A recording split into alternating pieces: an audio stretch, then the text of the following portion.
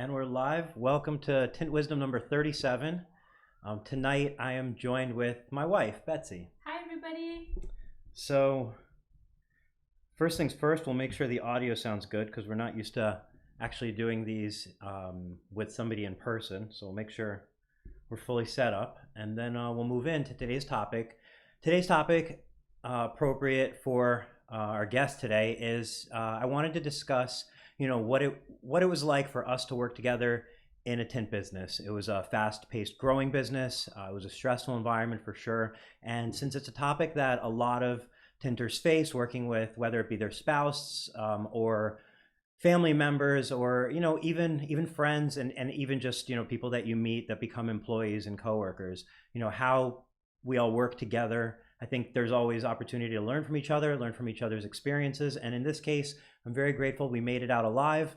And, I'm excited to answer any questions that anyone has for Betsy or for myself. And we'll jump in. I'm just going to pull up the chat now just so we can see any questions.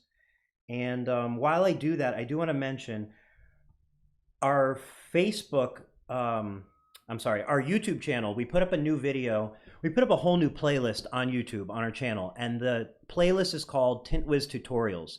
And we got the first tutorial up. It's scheduling related. It's about a minute long, and it's going to show you just from the very beginning, zero contacts, how to go ahead and schedule somebody.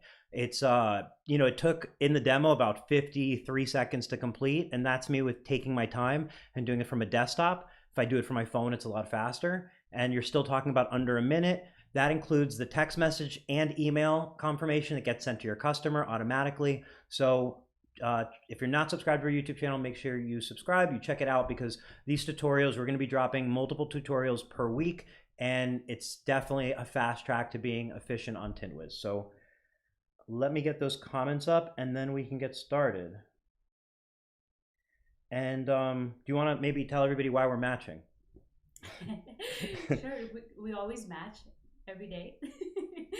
I'm just kidding. We got these shirts at SEMA last year, I'm sorry. And yeah, they were on sale. I think they were like $10 or something. SEMA like 4 months ago. Yeah, like two for like $10. So we couldn't pass up a good deal. Yeah. And they had shirts that So exactly what happened was we had tickets to the event, but we didn't want to wait in the line. So we snuck into SEMA, and we were sneaking in from like auditorium to auditorium, and then we finally got busted. And when we got busted, we kind of had to like pretend like we were heading towards the exit. So we went into this clothing store where they were selling SEMA merchandise, and then to our surprise, it was actually like on sale. It was super cheap. So like she said, it was like 2 for 20 or 2 for 10 or something just ridiculous. So we got them. They're actually both females. I found that out because of the side where the buttons are. So but you'd never know. So yeah. So Rob Oranges, thanks for joining. Rob said, "Hey Betsy, great to see you on. This is a nice topic. I see a lot of husband-wife teams out there trying to run their business. Sadly, a few have blown up over the years." So, hi Rob. So yeah, that's the blowing ups that we're trying to avoid. And sometimes I've seen comments like, my wife wouldn't want to work for me based on how I treat she's afraid I'd treat her like an employee and things like that. And those are, I think, good times to reflect and go, well, if your wife doesn't want to work for you and she really cares and understands you and actually loves you, and sleeps probably in the same bed with you, but she doesn't want to be treated like you treat your employees, then that should be like a wake-up call to how are you treating your employees. I can understand, before we even get into this, the obvious stresses and the things that actually kept me from wanting her to be involved in the business. But at the end of the day, when done right, I think it is a formula for success. So first and foremost, the business was started, I would say, about a year and a half before Betsy came into the picture at work, right? Yeah. But before that year and a half, she was always in the picture, because when I left for work, when I got home from work, work came with me. So I feel like she had her she had her understanding of the business, and she had her like toes dipped in the business, but she didn't actually have like an actual part in the business. Yeah. So yeah, I remember when it first got started, I wanted to be a part of it. I saw how much workload, and I wanted to contribute. I knew that I could help and either small or big way, and he was very reluctant initially. And then once the business was just growing out of control, that's when he gave in, and he's like, "Yeah, come be a part of it." And then I wondered, So, why was I so eager to do this? so for me, the odd turning point for me making that decision, it wasn't just because we were super busy. For sure, that was part of it, and having somebody I could trust and rely on and know has like everybody's best interest in mind. I mean, for sure, I don't want to discount that. But the actual trigger for me that I don't even know if I mentioned to you was that I was keeping you away from your like involvement in the business because I felt like obviously it could lead to all sorts of conflict between us during work and so on. And then what kind of clicked was two things. One, I you said something that made me believe that you might have thought I didn't want you part of the business because I didn't think you were capable of being part of the business. Like you might not be smart enough or like capable enough to do it. So then at that point I was like, oh, if that's what you think, then all right, here, just come and enjoy it. And I know you're capable enough. That wasn't the reason. And, again, going back, like the actual reason was just not wanting to bring the stressors. But then the turning point with that became the idea that, well, she's dealing with the stress, but almost like from further back, which I felt like was even more annoying because you're hearing about things and you're wanting to help, but then you're not able to help. And that to me seems like it probably is a more frustrating position than actually getting in and being able to affect some change. Yeah, I mean, that was definitely part of it. There was, because of the rate at which the company was growing, there was a lot of stress, and I would constantly hear about it. But it is very different, and it is nicer when you are not involved every day, all day. You're with your partner, and you're just hearing about it. So it's not like you can both go do your separate jobs and then talk about it in the evening. It's like it's always there. The problems are always there. They're affecting you all day. But communication is really, really important when it comes to working with not just your partner, but just your team, your employees.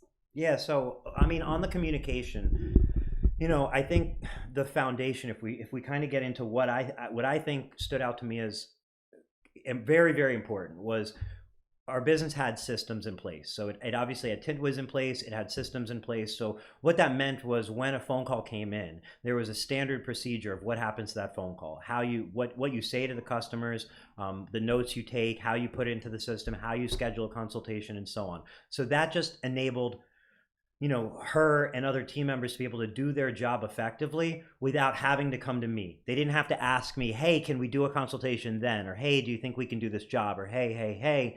It was, she knew what to do. And that meant that I could be handling something else. And that also provided some separation because if I was handling something that might have had me at like a stress level 10, she is just having a question.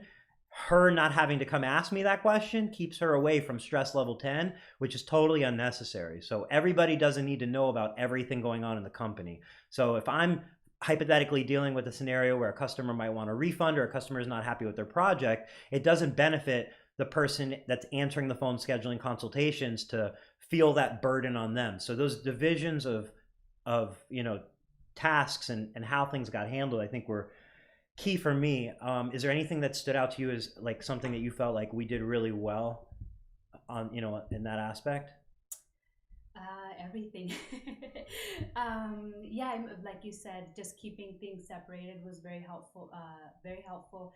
I was in the office, and well, we were both in the office, but I was answering phones, training, and he would do other things, so that kept us separated.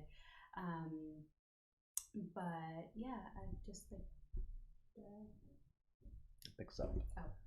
So yeah, let's go backwards a little bit to the roles. So the role Betsy came onto the business was at first admin. She was answering phones and helping with emails, and then also helping and train the additional hires, the additional admin. So she became the eyes in the office to, make sure that there's obviously the level of productivity we could see in the app. We could see how quickly questions were answered or how quickly calls were answered and how many things got scheduled and so on. But she became that bridge to, hey, I have to put an ad out to hire somebody. Somebody has to actually put that ad out, and somebody has to actually talk to those people, and so on. So there was those little jobs that somebody had to do, and when you're operating at 120%, it's difficult to find time. And then answering those phones, and really I feel like she helped set the tone for what the standard was for how you deal with customers and how polite you are and so on. And then from there it evolved from the, I guess, admin, answering phones, sending proposals through Tint Wiz, answering emails, to then doing sales. So that office experience, if you can handle the emails, if you can answer the phone calls, and if you can sell jobs over the phone and through email, then for sure you can drive out somewhere and measure windows and sell the jobs in person. So that was that.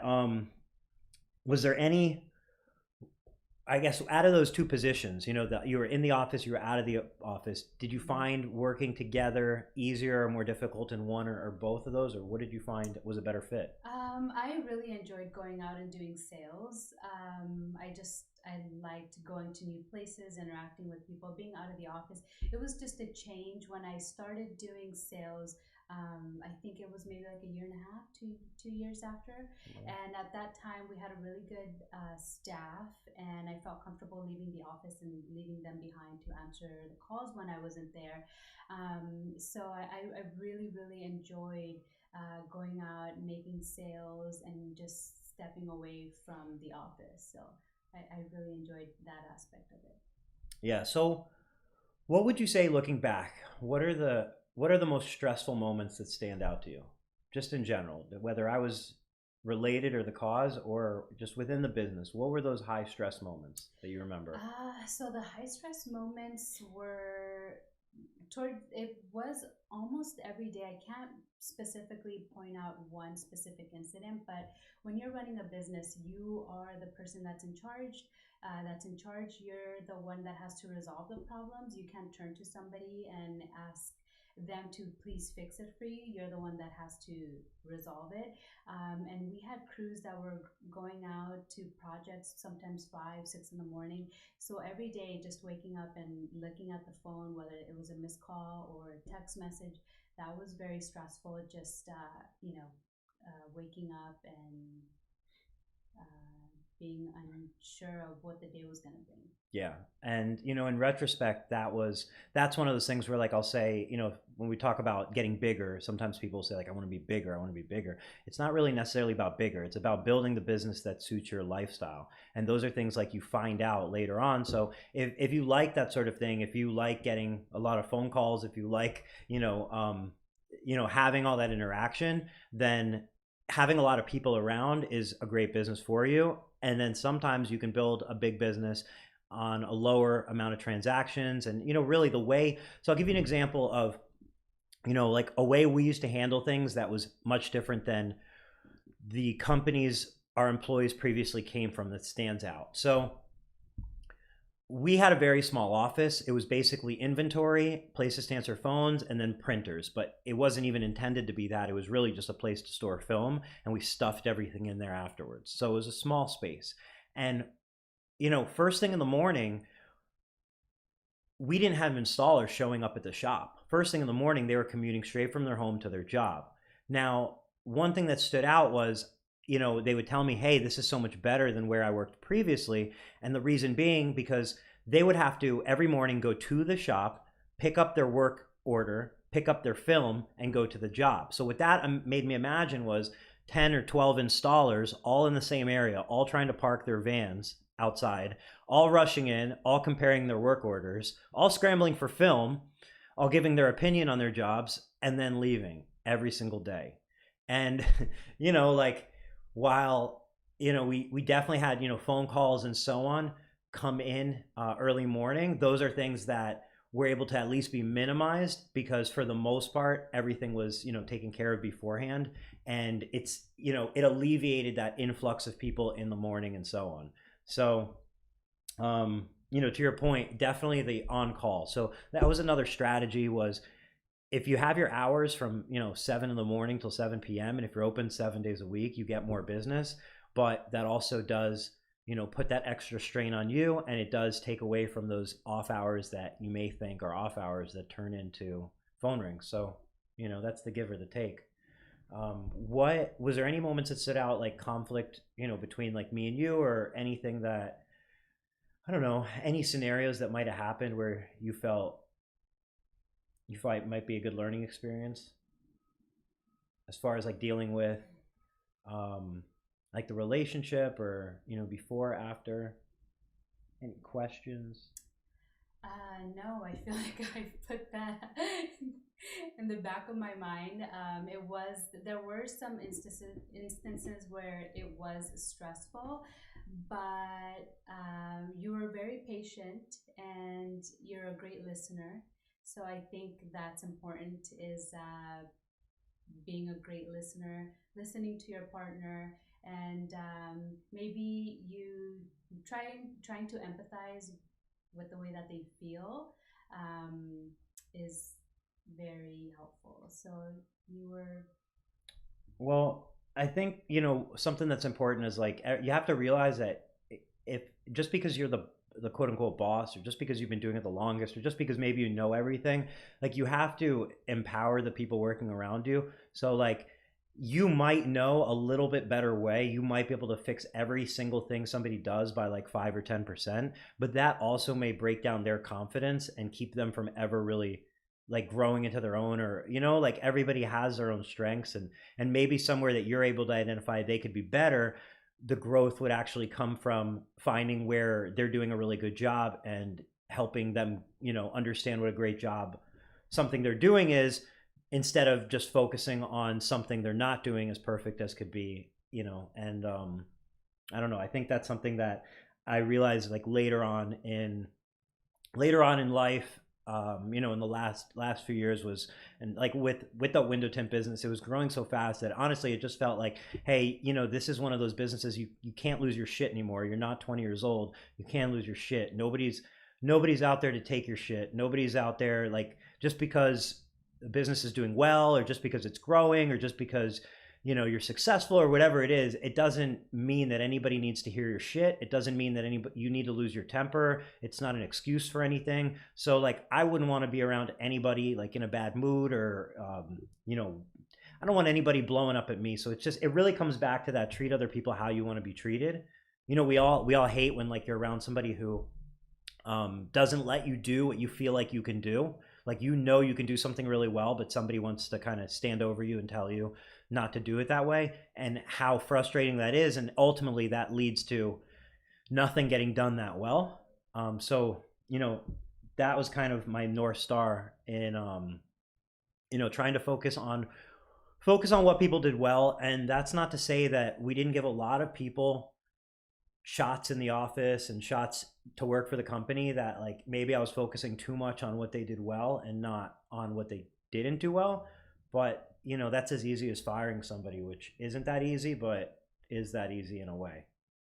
It's worth trying. Or yeah, absolutely. You have to have the right team, and just you have to be good at recognizing when somebody isn't good for your team and letting them go. Because if you let somebody stay on that it's just not the right fit, you're losing out, they're losing out. So it's not easy letting people go, but you just have to. Yeah, there's superstars out there. So when you can settle for somebody who's mediocre, or somebody who's slightly like below average, you're just putting up with it, like you're missing out on a superstar because of that. And yeah, it takes work to find superstars, but you have to think about it. Like, I'm not a sports person, but if you think about it, the analogy still would be like a basketball team. If I'm gonna have a team and I can put 5 players on the court, I don't want weak players. I can't have excuses for 5 of my players. I can't say, well, this one, I've known for a long time, and this one, and this one, because at the end of the day, we're going to be the worst team in the league.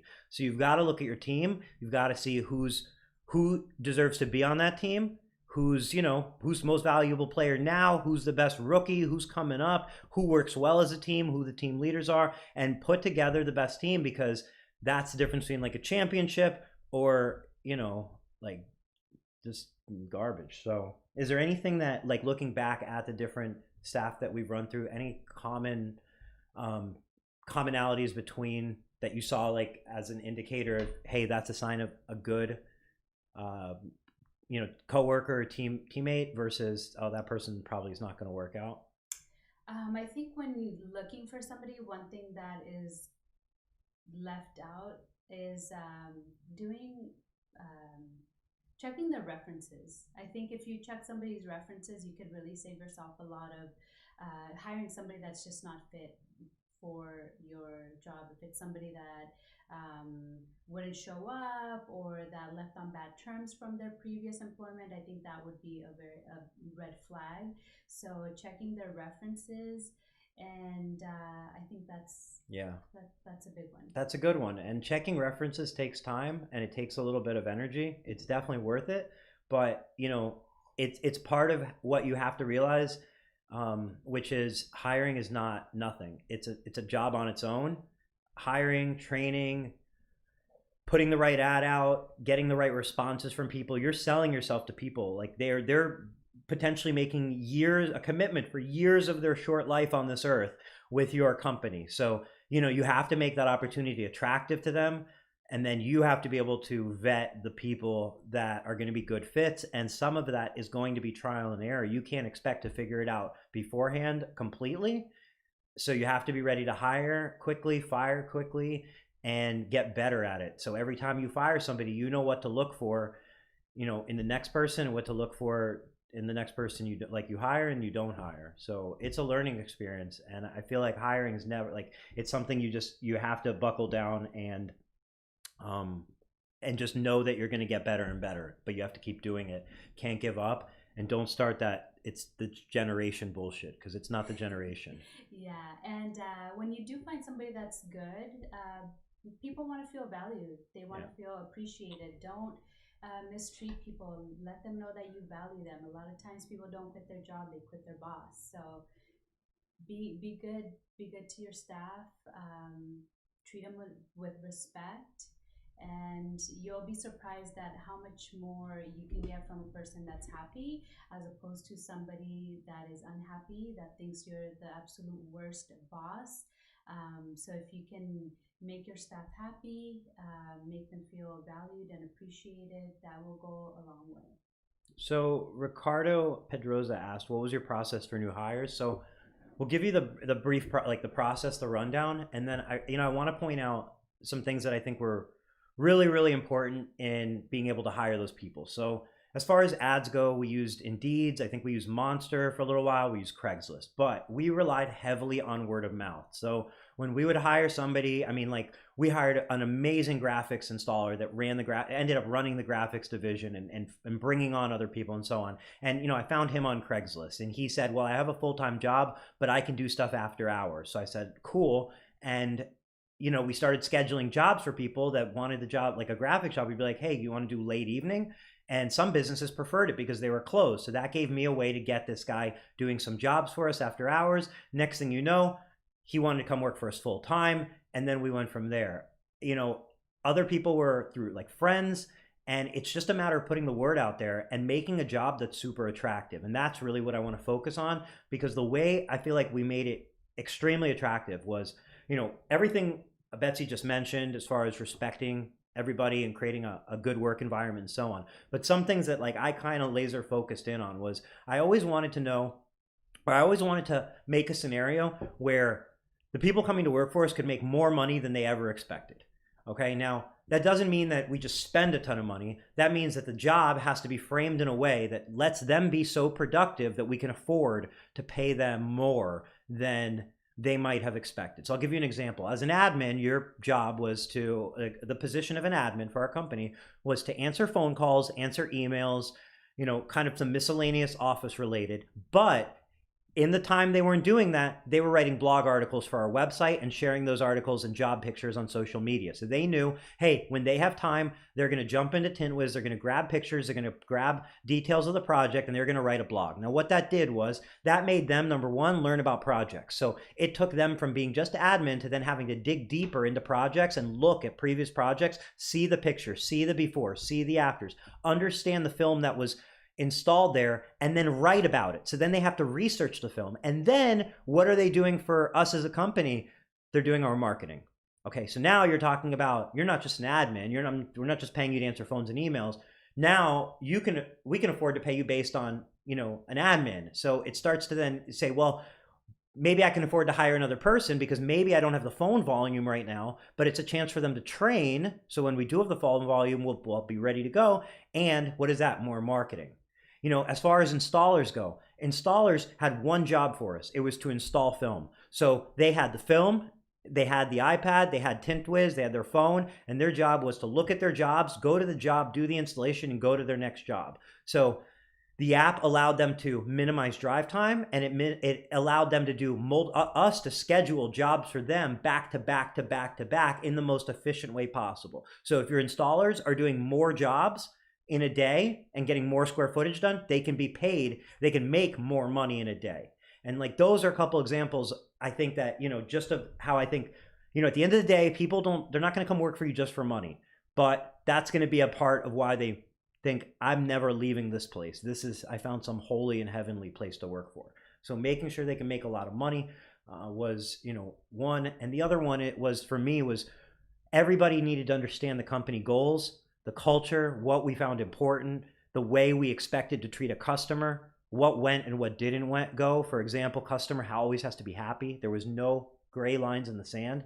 Customer had to be happy, no matter what that is, no matter what that means. Like, customer had to be happy. And when everybody was on the same page, you're spending less time running around and fixing other people's problems and disciplining people and so on, because you just know the standard, So anything I left out? Or No, you covered it really well.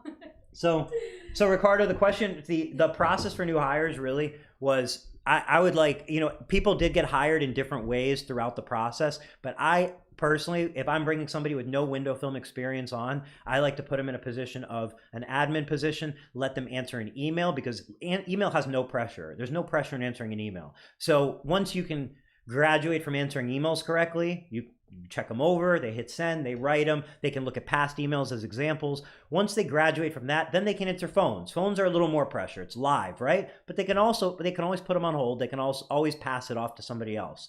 Once they can answer emails, they can answer phones. They probably sold some jobs over the phone.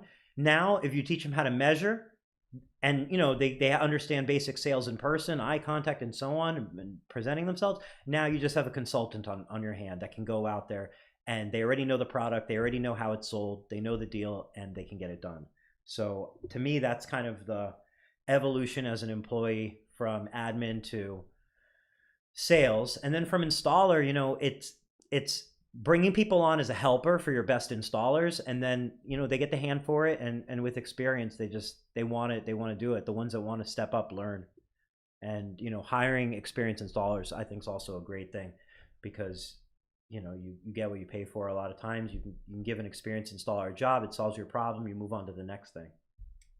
Yeah, with the installers, we had a couple installers who they would describe themselves at not being great at speaking English, yet they were still able to look at their jobs and go to the project and get everything done. And a big part of that was because of the app. They were able to go in there, see pictures, see the measurements, and I thought that was really, really cool that somebody that didn't speak the language very well was still able to go out, show up to their job, and get it done well, take photos of the project, because when an installer, so the process, the way that it went, the sales process, they would call in to the office, we would book a consultation, we would send out a consultant, and then when the consultant was there, they would take measurements documents, upload photos, give the client a proposal on site, get them scheduled on site,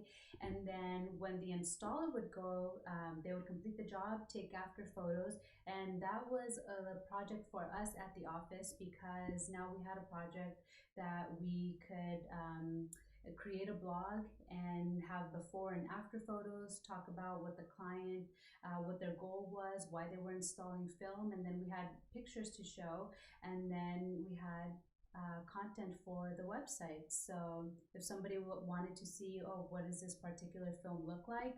Well, we had a gallery on our website with with a ton of before and after photos, and that wouldn't have been possible that easily without the app.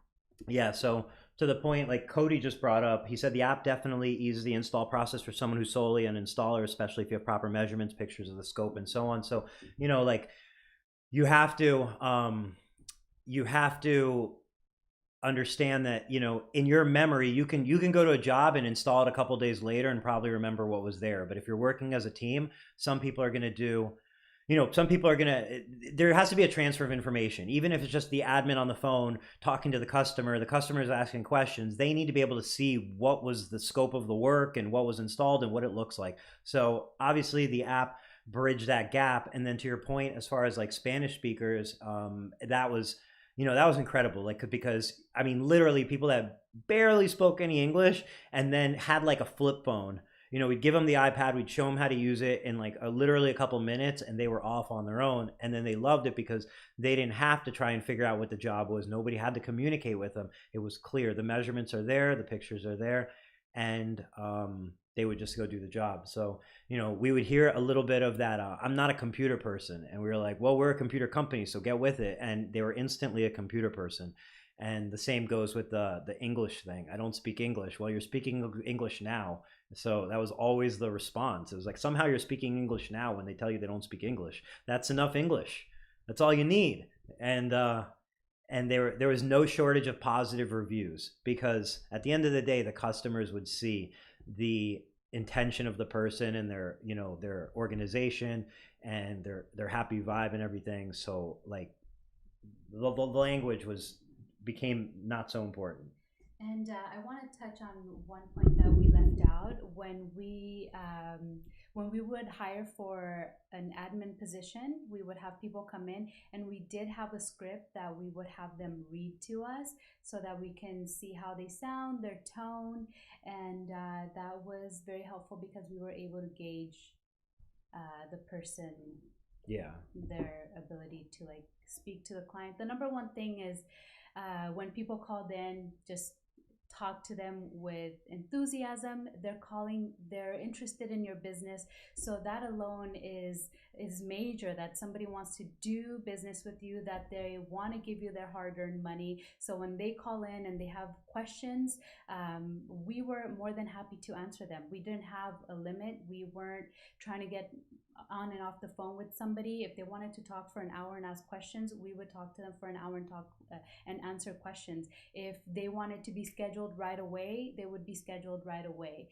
And then another thing is when the inquiries would come through the app from the website, we would call people in less than 1 minute. We would see the button pop up, you have a new inquiry, we would pull up the map, see where they lived, what day they were interested in, and we would call them right away. And people were just blown away. They're like, wow, that was fast. And that wow factor was always very gratifying, just being able to hear that somebody is happy, because there are companies that do customer service very well, but there's also a ton of companies that their customer service is just terrible. So whenever you do business with somebody that is pleasant to deal with, I mean, that just goes such a long way.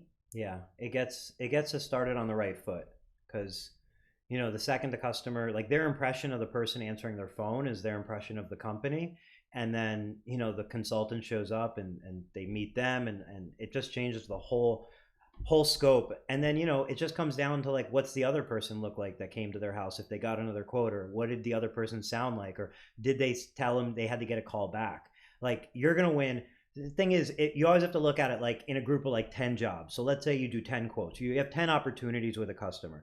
You might win two of them just because you have the best reviews. You may win another one because of how cheery you sounded on the phone. You may win another one because you were available when they were calling. You may win another one because they had their proposal in a text message and an email instead of on a paper at their house, or because they were able to contact you after hours.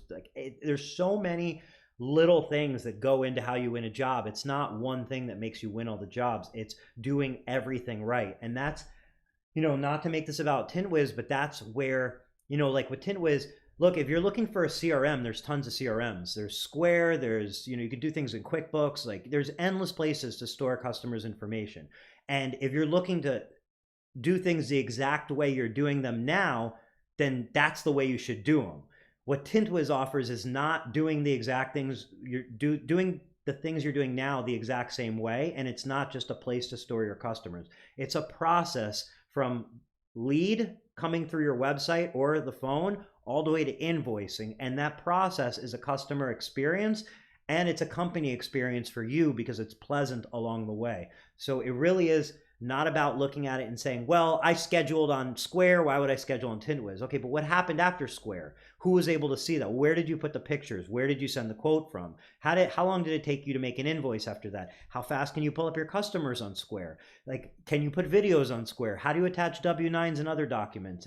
And when you start to put all that stuff together and you put it in a system from start to finish, that's when the magic really happens, and that's when you start to understand, the whole like magic behind Tint Wiz, and it being beyond a CRM, because like I said, there's tons of CRMs, and it's not about having a CRM, it's about having a really, really smooth process from start to finish.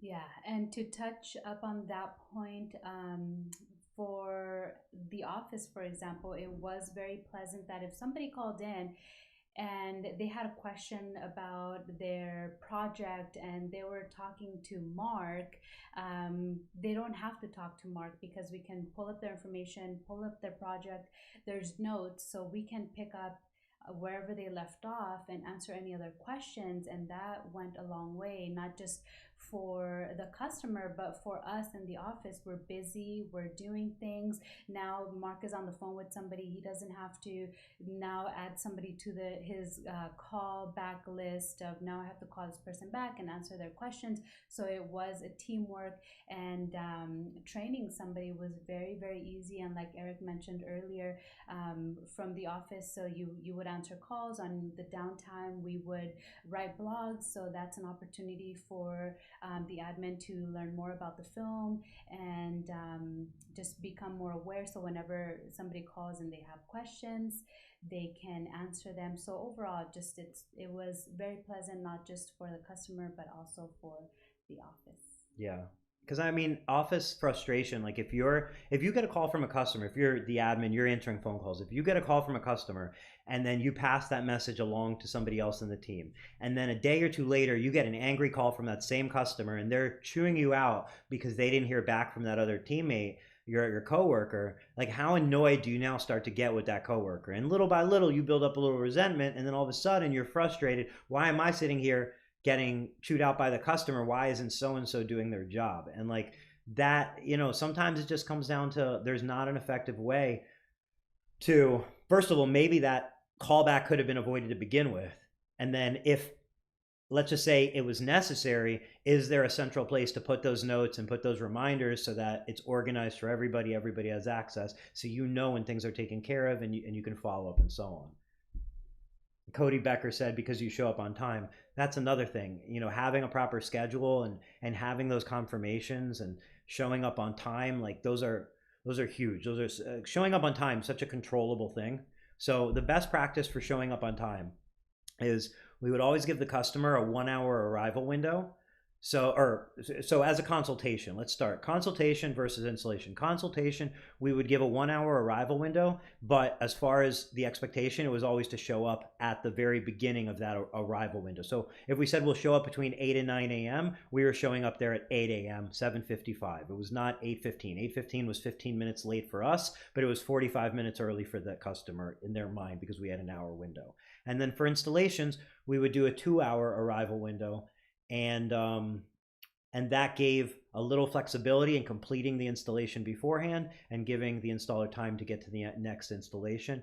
And we would always block off a 2 hour window for consultations because you figure there's a little bit of drive time to that next consultation, and it gives the consultant an hour or so with the customer because there's no point of ever rushing them, whether they be on the phone or in person. So on time, definitely. So Cody said, do people actually read blogs, or are they used more or less as filler? Off topic. So Cody, people definitely read blogs. So here's the thing, is anybody sitting around on a Saturday pulling up a window tint blog? Absolutely not. But when they're looking up information to make a purchase for their home, they're going to first of all find what pops up. So what pops up are going to be websites that actually have blogs on the topic they're searching for. So if they're searching for security window film for your home and your website has a blog post about security window film for homes in that area, your website will likely be one of the first to pop up. So now they found you because of the blog. Now that blog it did its job because it got the customer to you. It lets them know about your service, but you'd be surprised the next thing they're going to do is they're going to read more because they want to be an educated customer. So they're going to read about it. So that's your chance to pre-sell them on the product and pre-sell them on you as a service, because next they're going to make their decision if it's worth contacting you, if they want to contact multiple companies, just your company, just other companies, and so on. So those blogs have a huge beneficial role. And then the next way that they benefit is, other than it bringing people to you,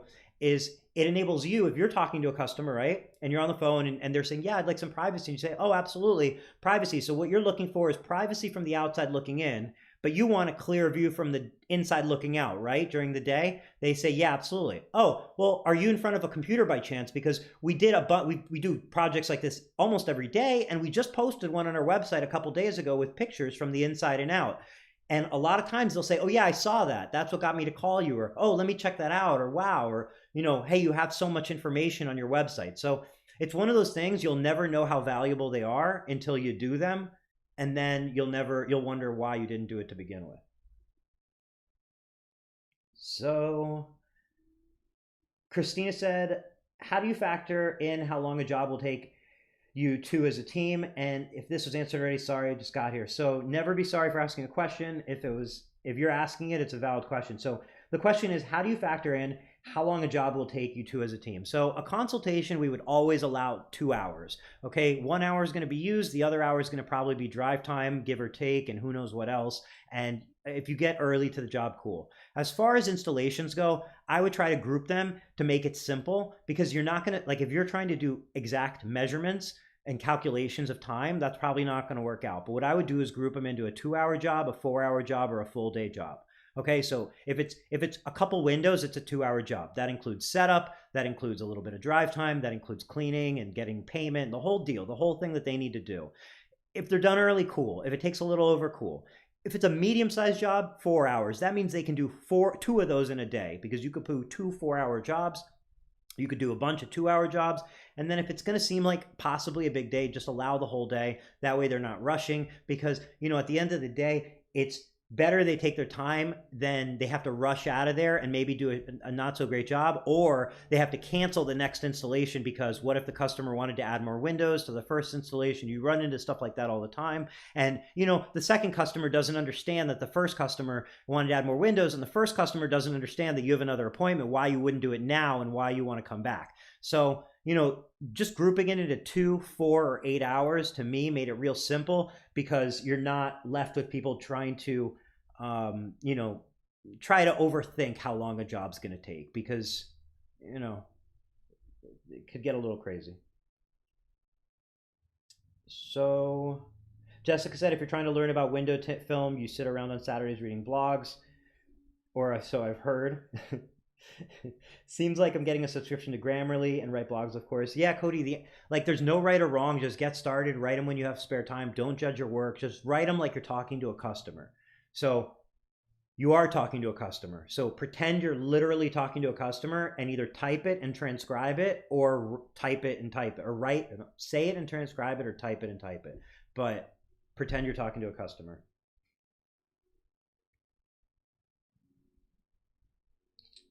So if you have any questions, drop them in here and we will keep this rolling.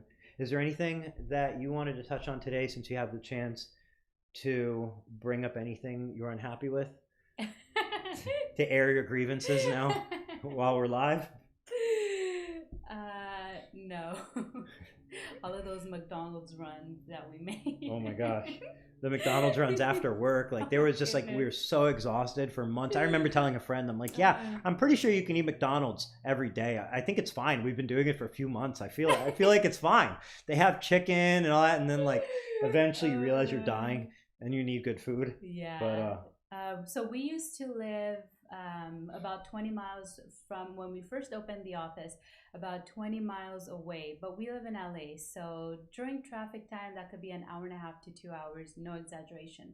So we would leave the house at 5:45, so that 5:45 a.m. to beat traffic. So we would get to the office around 6:30 a.m. and then we would try to wait out traffic. So we would leave around 8 p.m. but there was still traffic. So it would take us about an hour and 15 minutes. By the time we got home, it was 9:15.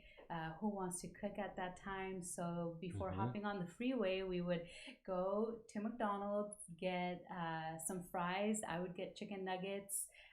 Occasionally, I would get their shake, like the strawberry shake, or their get some chicken wraps for our puppy. Yeah. And it was a shit show of food. And I'm glad we're not eating that anymore, because it really does wear down on you. You don't realize that, you really are what you eat, and it takes a little while for it to feel it, but it was definitely not the greatest thing. So I want to answer a couple questions that were asked. Christine asked, did you guys work together tinting starting out? So I actually got started tinting, or started in the tint industry kind of through a marketing aspect, and helping a great friend of mine. At the time it was just a great friend, but now much more than that. And he was a neighbor, and I kind of started helping him with like his website and marketing, and then it just evolved into different aspects of the business and so on. So when it came to hiring installers, or getting the job actually done, it was a process of hiring installers to do the job. I went on a couple consultations, sometimes because I got tricked into it by the customer, because I'd answer the phone and they would insist that I was the one who came out. So, that was that. But for the most part, I didn't do installations. I didn't do consultations. There's always installers out there willing to do the job. And I really, really believe in, you want to do what you're best at. So if you're best at installing film, you should be installing film. If you're great at managing people, you should be managing people, not installing film. And I'm not saying that I was great at managing people. I'm just trying to point different things out. If you're great speaking to customers, you may make a great salesperson. You may love installing film and not want to deal with customers, and you might be a better installer. So it's really, I think, better to identify the people's strengths and know yourself, and be in the role that fits you best, and go all in on that. Because a great salesperson could do 10 sales a day amazingly, or they could do 4 sales a day amazingly, and then maybe 10 emails so-so, answer 10 phone calls kind of grumpy, and so on. You know what I mean? So you don't want to give people jobs that they don't really enjoy, when you can give them more jobs in the arena that they actually do enjoy. And she came, into it at the beginning. We mentioned, on an administrative level, and then went into the sales aspect. So never installing, but definitely up on ladders and roofs during the consultations. Any like ladder situations that you felt like you might have got in above your head with? Oh yeah. So there's one that I'll never forget. It was a museum, and they wanted to get some skylights tinted, but in order for me to get to skylights to measure, they had a ladder inside, and it must have been about 35 feet. And the customer was like, oh, well, you have to go up, and are you okay doing that? I'm like, yes, I do this all the time. This is part of my job. Absolutely. Like, yeah, no big deal. So I'm going up the ladder, and, I can't show that I'm afraid. But yeah, I went up there, and it was, Yeah. it was quite the experience. But I know I was safe. You're and, safe and now. we got the job, and it was $9,000. So. So Chad asked, he said, my wife wants me to send her to tint school so she can start tinting. What are your thoughts? I think my thoughts are, what's there to think about? She wants to go to tint school. She wants to start tinting. She just wants you to send her. That's a blessing. Like, send her to tint school. I mean, I don't know if she should work with you. I don't know you well enough to say if you should go out on a team, but if she wants to learn how to tint, there's no reason not for her to learn how to tint.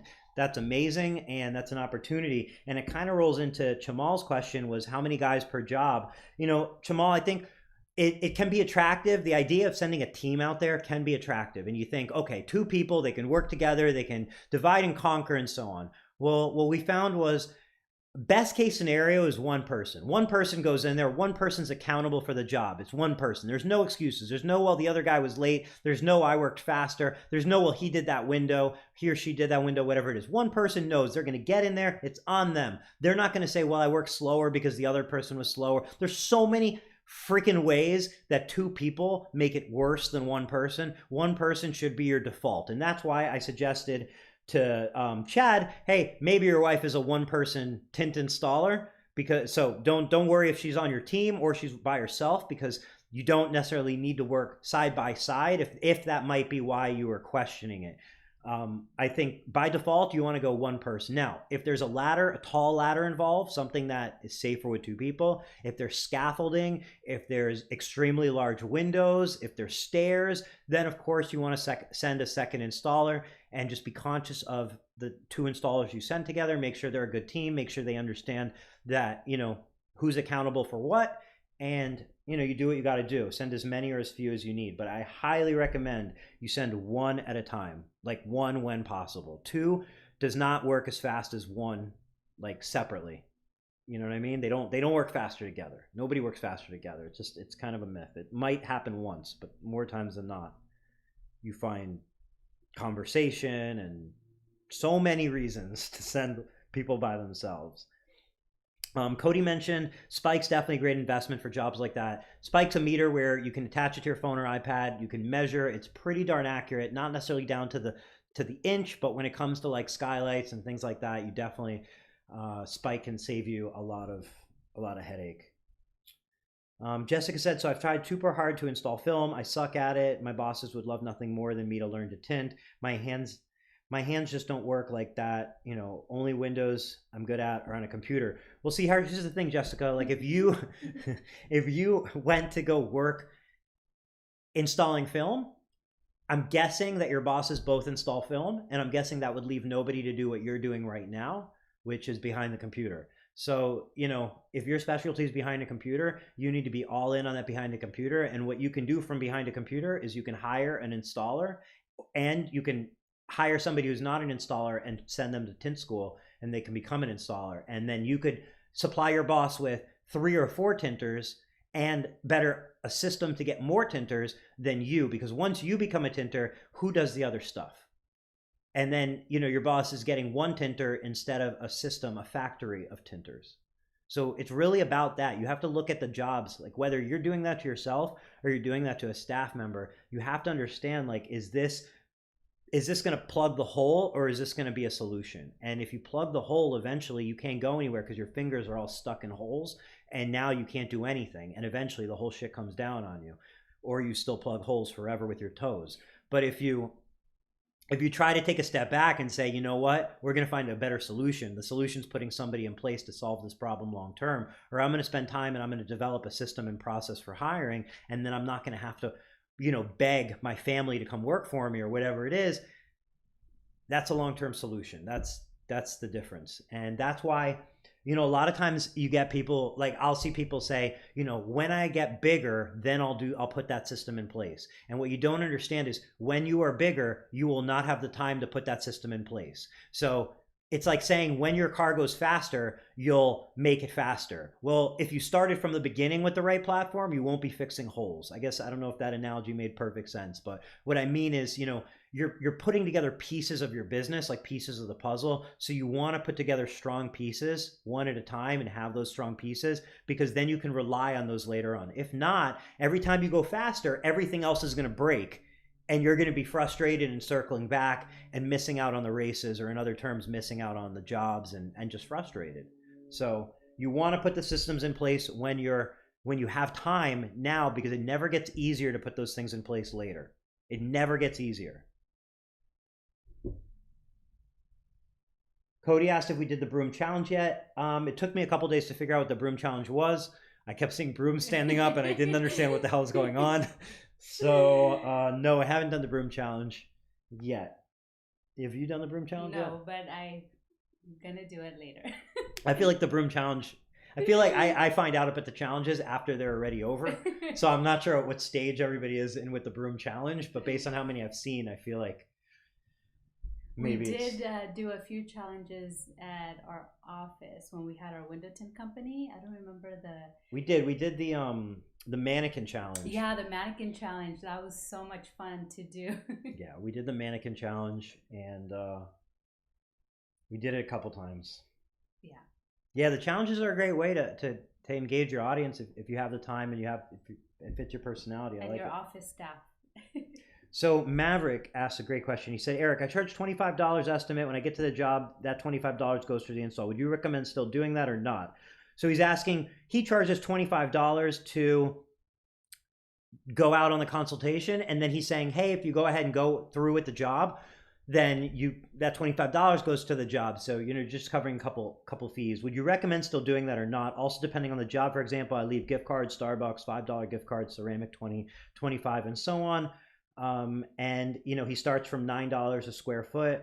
Is that a good start? I'm in Portland, Oregon. So here's the deal. $25 consults, and then stop that now. Like, that should have been the last one you ever did. Whichever you did last, that should be your memory of it, because what you're creating by charging $25 is you're creating an opportunity for me to go, oh, our consultations are completely free. No, we just come out there, we bring you samples. Yeah, we actually bring you samples, and those samples are yours to keep. We bring you all the information on the film, we take the measurements, we bring you, we'll take care of everything. It's absolutely free. We're actually going to be in your area. No, we'd never charge for that. That's crazy. How does that make you look? You're charging. Like, that $25 that you're getting, it averages out. So, like, yeah, you're going to go to jobs and not sell the job. You're going to go to jobs and the windows are not going to be installed yet. And you're going to be like, why did I just drive out here? People are going to go, oh, it's just this one window. Oh, I didn't think it would be more than $100. But here's the deal. You have to go to all of them to get everything out of them. So you have to go to those shitty consults. You have to go to those cheap people to find the people who are wowed by you, and the people who want all the windows done, and the people who recommend their neighbors, and so on. So you have way more to gain by going out there for free and being efficient in it. So yeah, you don't want to run around. You can't run across town every day and just do consultations. So that's where it becomes important to say, absolutely, our consultations are free. We're going to be in your area next Thursday between this time and this time, or this time and this time. And you're putting yourself when you're going to be in the area. And when you're grouping your consultations in an area, and that's a huge part of the beginning of Tint Wiz. We have a video on our YouTube channel as the featured video, and it talks about how Tint Wiz was started. That was the first feature in Tint Wiz. So it was to solve my problem, which was I didn't understand LA. I didn't understand LA traffic, and I didn't understand that a mile could be an hour. So I needed a map. So when I'm talking to somebody and I type in their address, I need you to show me a dot on the map. And then I need to see other dots on where we're going to be. So I can go through the calendar and see when that dot is near the other dots, because then I know it's close by. And that's how the calendar works. And that's why the calendar and the schedule are next to each other. So you can see where your dots are going to be, where your consults and installs are going to be on what day, and you can fit them in next to each other. Because when you're efficient, you're going boom, boom, boom. You're knocking out a bunch of consultations in one area. You're making sales. You're vibing off of it. You just made a sale at one. Hey, I just came from your neighbor's house. This is what they're getting, and so on. That even just rolls over into your sale versus you running from the shop. You were just tinting a car. Now you're getting in the car, driving across town, quoting a home, and then you got to get back to the shop because you got to do another car. And you can't run your schedule like that. That's your schedule running you instead of you running your schedule. So it's all about efficiency. It's all about efficiency, and it's about that process, and it's about just trusting, doing that process and trusting it. Trust that it'll work out. Trust that if you treat every customer the same and you quote them the same, you don't judge if you think they have money or if they want to pay for it, or you don't offer them the cheaper solutions because you don't think they can afford the better solutions, or maybe they're not interested in it. You don't take it at face value and they tell you, isn't tint, and you go, no, it's not, let me explain, and you take that as a teaching opportunity. When you do that to every single customer, that's how you start getting positive, like extra positive reviews. That's how you sell more jobs. That's how you go, I can't believe I used to sell jobs for 9 a square foot. Now my average is 13 a square foot, just because. That's when you stop caring about what any other tint company's doing, and you could give any F's if ASWF came in at $4 a square foot. You don't care. That's not you. They don't want to go with that film simply off the service and the person wanting to charge them for a consult and all these other things. You see what I mean? So like you have to just find the best practices and trust the process from, A to Z. And Justin Kinney asked, what is Tint Wiz? Tint Wiz is an all-in-one, business process for, it's an app for window tint businesses. You can tint anything you want. You can quote anything you want, even beyond window tinting. It's for automotive, residential, marine, everything. And it takes you from lead from your website or from a phone call all the way to invoicing, everything in between, with a lot of features you're probably familiar with. Probably saves you a little bit of time, like scheduling and so on. And then some you're probably are going to be new to you, like the digital proposals and the different solutions you can offer, and the way you can add pictures to your proposals and so on. And those different tweaks within that process are a game changer. So it's available in the App Store for iPhone and for Android. And to answer the next question, it's completely free to try for 30 days. That is all inclusive for your business. So you can have 10 employees on it. You can have 2 employees. You can have 50 employees. You can have 1,000 customers. You can do whatever you want with it per business. It's going to be free for 30 days, and then it's going to be $100, unlimited usage after that per business. So yeah, you can grow with it. It'll help you grow. Even if you're a one-man band, there's no better helper than a silent one in your pocket that can do the work of many, many, many people, that shows up to work every day and only costs you $100 per month. So and works 24 hours a day. It works 24 hours a day. And when you start getting app notifications that say your proposal was approved for $1,800, and you see when the person wants to schedule, and you're scheduling within a few seconds, like that's a good feeling. Yeah. Like when you see new lead came in, you tap it and you're calling them and they go, wow, that was quick. And you go, yeah, absolutely. How can I help you? And you start winning more jobs because of how quickly you're getting in touch with the customer. And they stop calling more companies because you got in touch with them instantly. So one little cheat is like, you have to answer your phone. Somebody has to answer your phone. Somebody has to answer your phone, and you have to get back to your leads quickly, because if they submit a lead online, you want that lead to go directly into TintWiz with the lead form, because that means you're not checking your email once a day. You're calling leads back as they come in instantly. And that can be the difference between them making another phone call to another tint company, or them saying, okay, I got it solved. I already talked to a guy, he was great. Or I talked to a lady, she was perfect. She's coming out, blah, blah, blah. We got this taken care of, done. Or maybe they call the next company, they don't pick up, and they're like, forget it. I already got this taken care of. Those are those little intangibles that you can't see ahead of time until you're actually doing it and you see it happen. So Cody Becker said, how hard is it to get digital documentation designed sort of like an app, something we can throw a tablet or a customer, have a customer sign? So don't think of it from the aspect of how hard is it. Think about what's the easiest way to make it happen. So sometimes not going like full digital can be an easier way. Sometimes partial. So here's an example. You can make a simple PDF. You can put it as an app on your phone. Okay, each PDF will be its own little its own button on your phone. It's just a PDF. And when you open it, because you have a PDF viewer on your phone, you can sign it, save it, and then upload that file into TintWiz. Now, to me, that's pretty easy. And you could say, well, what if I design an app beyond that? I'd say, well, why? That was so easy. Why do you now need to make an app that you're adding complication to it? But if that didn't sound easy enough, here's what I would do. Print out 1,000 copies of that form, bring it to your customer, have them sign it, take a picture of it on the clipboard, upload it into TintWiz, and throw that piece of paper in the trash. From there, you can take that step up and put that form on your iPad and eliminate that piece of paper. But I like to start things at a basic level sometimes, before, when it's something new, start it at that basic level and just evolve it. So I think that the best way to save a document is take a picture and upload it straight into Tint Wiz, and you're done, because then it's there forever. It's there as a picture. It's easy to pull up and so on. Once you start getting into apps and signing and transferring PDFs and so on, I don't even like opening PDFs. Pictures open in 1 second. PDFs take like, a little bit longer. So I hope that helped. But with that said, I know we've talked about like check-in forms for automotive, which are going to be added to Tint Wiz. So if you have any ideas for forms that you currently use in your business or you think are great ideas, jump in our live chat, send us that information. We'll add it to the development list, and it becomes a new feature. So, digital release waiver is what I'm getting at.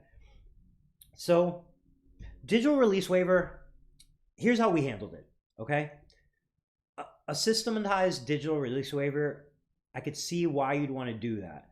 But to me, one of the easiest things we did was we had a couple lines that we had them pre-written so we could copy paste them. And we would shoot an email over to the person and say, hey, so-and-so, we're confirming your installation for this date and this date. Please note that you agree that, you accept full liability for any glass breakage because we're installing so-and-so film on your windows and it's an incompatible glass type. Please reply to this email to confirm. And when they reply to that email, you have your confirmation and you're done. That email always exists. And I'm just saying, you're making it really easy for your customer, because all your customer has to do is reply. If you're sending me a PDF that I have to digitally respond to, out of 100 people you send it to, how many people are going to go, I can't get it to open on my phone. I can't get it to work on my computer. I don't know how to sign this. I don't know what to do. Can you print it? Like, I just want to avoid all that, and just simply sending them a couple lines that they can understand in plain English and having them say, yes, I understand, to me is the easiest way. So we just crossed the magical hour mark. And while I wait to see if we have any other questions, I would like to note that, first of all, thank you everybody who joins us in these live streams. This week especially, we're doing a live stream Monday, Tuesday, and Wednesday, and Thursday. So yesterday we did with Patrick Fransco. If you missed that one, it was all about the Window Film Pros Consumer Awareness Program.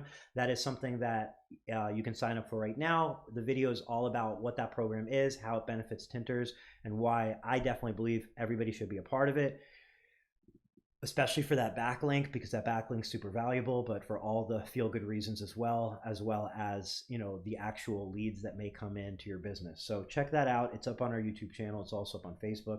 Today, the episode, you just watched it. Tomorrow, we're going to be joined by Dean Mitchell from Expel. So every single time I've spoken to anybody about window tint in any aspect, like any form, whether it be on Tint Wizdom, you can find Expel coming up in that live stream or in that conversation. So if you look back in any single live stream that we've spoken about a window film, somebody brought up or inferred something about Expel. And that's because Expel is doing some amazing stuff out there, both with their products and with their customer service and their branding and so on. And Dean Mitchell's a perfect example of that. Anytime Expel's brought up online, somehow people have something great to say about Dean as well. So I'm super excited to get Dean on tomorrow, talk to him more about that, and see what we can all learn from what's going on at Expel, because it's obviously incredible. If you follow their stock, that speaks for itself. It's almost, it's over doubled since it was on the stock exchange last year. So tomorrow, Dean Mitchell, and then on Thursday we have Audra Lay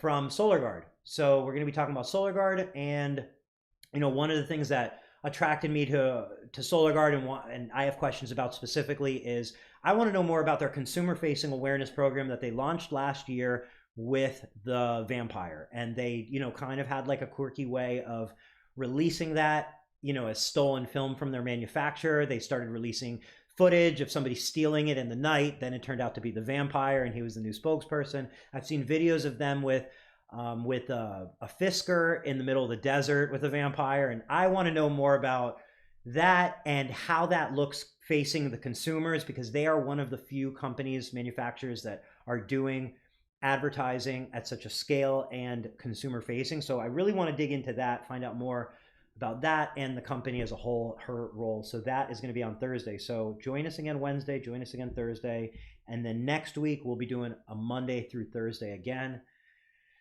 And I'll announce all those guests next week. And it looks like that's it. So if you have any questions after this is over, drop them in the comments. And thank you all for watching. Thank you. Anything you want to add? No, thank you so much for watching, and it was nice being here, hanging out with you all. I'm usually in the comments, and today I'm on the screen. Have a great evening, folks. Thanks for watching. Bye.